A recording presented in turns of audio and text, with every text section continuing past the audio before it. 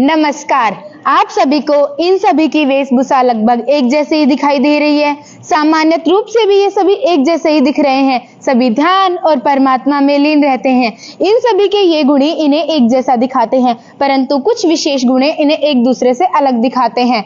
सबसे पहले बात करते हैं ऋषि की। ऋषि एक शीर्षक है। वेद, पुराण व धार्मिक ग्रंथों के रचयिता ही ऋषि कहलाते हैं। ऋषि यानी वैदिक काल के साइंटिस्ट भी हम इनको कह सकते हैं, क्योंकि इनकी कही हुई हर बात के पीछे वैज्ञानिक कारण होते थे। इनकी विचारधारा उतनी ही सम्माननीय थी जितनी आज के विज्ञान की विचारधारा को मानते हैं। ऋषि भी कई प्रकार के होते थे, जैसे महर्षि, ब्रह्म ऋषि, देव ऋषि, राज ऋषि।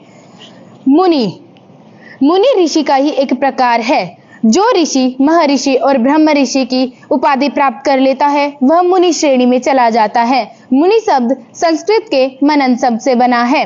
इनको हम विचारक भी कहते हैं, क्योंकि ये किसी भी विषय पर बहुत गहराई से चिंतन करते हैं।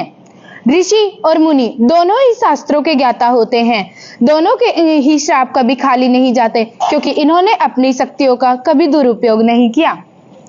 साधु, जो साधना करता है वह साधु कहलाता है। साध यानी इच्छा, ना यानी नहीं। ये इच्छा रहित होकर साधना करते हैं। ये अपने गुरु के निर्देशों पर साधना करते हैं। ये सत्कर्मों का जीवन बिताते हैं। जो साधु ईश्वर प्राप्ति के लिए अपने वस्त्रों का त्याग कर देता है वह नागा साधु की श्रेणी में चला जाता है। साधु के लिए शास्त्रों का ज्ञान होना जरूरी नहीं है। संत, जो साधु अपने शास्त्रों के बल पर अपने को साधता ज्ञान, शास्त्रों का ज्ञान प्राप्त कर लेता है, वह संत की श्रेणी में चला जाता है।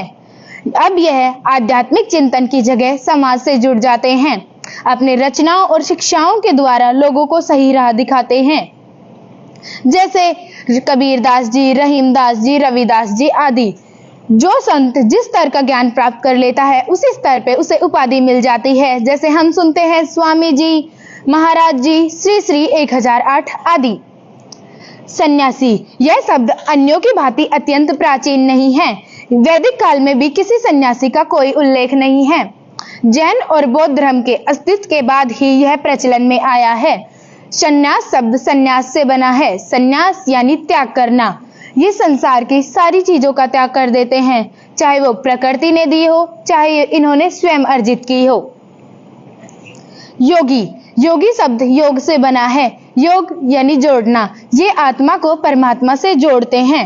ये आध्यात्मिक और भौतिक जीवन दोनों ही जीते हैं। आशा करती हूँ आप सभी को इन सभी के बीच का अंतर स्पष्ट हो गया होगा। धन्यवाद।